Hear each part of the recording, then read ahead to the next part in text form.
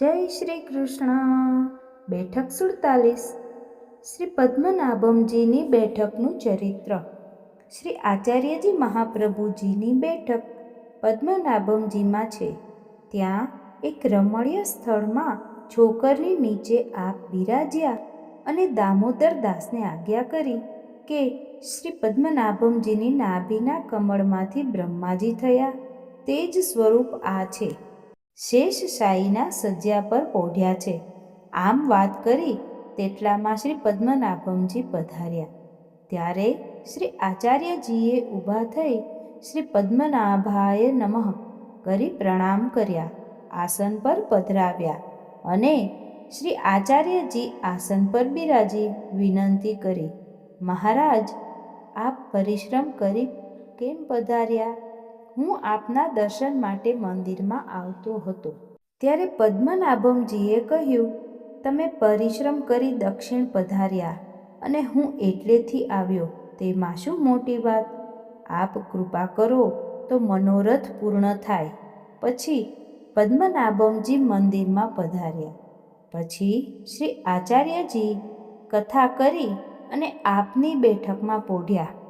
સવારે ઉઠી સ્નાન કરી નિત્ય નિયમ કરી પહોંચ્યા ત્યારે શ્રી પદ્મનાભમજીએ મુખિયા આનંદરામ, તે કૃપાપાત્ર હતા, તેને કહ્યું કે શ્રી આચાર્યજી અહીંયા પધાર્યા છે, તેને વિનંતી કરી મંદિરમાં પધરાવી લાવો.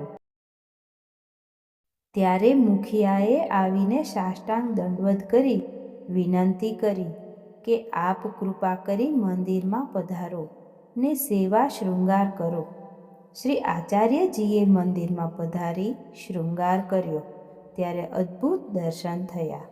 ત્યારે શ્રી આચાર્યજીએ 10 રૂપિયા સામગ્રીના દીધા અને કહ્યું, સત્વર થાળ લાવો.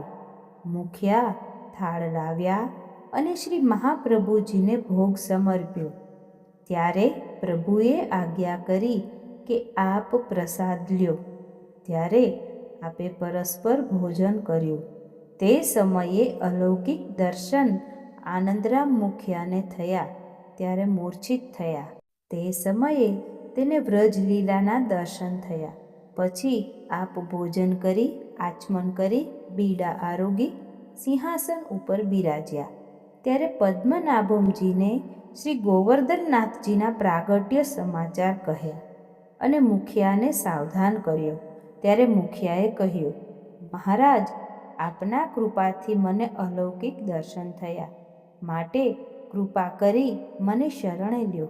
ત્યારે શ્રી આચાર્યજીએ આજ્ઞા કરી કે તમે પદ્મનાભમજીના કૃપાપાત્ર છો, તેની સેવાથી તમને સુખ થશે. આ વચન સાંભળી મુખ્યો બહુ પ્રસન્ન થયો. ત્યારે શ્રી પદ્મનાભમજીએ આજ્ઞા કરી કે આ દૈવી જીવ છે, તેને નામ મંત્ર આપો. શ્રી આચાર્યજીએ નામ મંત્ર આપ્યો. પછી શ્રી આચાર્યજી મહાપ્રભુજીએ શ્રી પદ્મનાભમજીની આરતી કરી શ્રી ઠાકોરજીની આજ્ઞા લઈ બેઠકમાં પધાર્યા. ત્યાં 1 સપ્તાહ કરી શ્રી પદ્મનાભમજી નિત્ય સાંભળવા પધારતા. પછી સપ્તાહની સમાપ્તિ કરી તામસી જીવોને અંગીકાર કર્યો. પછી થોડા દિવસ બિરાજી પદ્મનાભમજીની આજ્ઞા લઈ આગળ પધાર્યા. ઇતિ શ્રી પદ્મનાભમજીની બેઠક ચરિત્ર સમાપ્ત. ધન્યવાદ.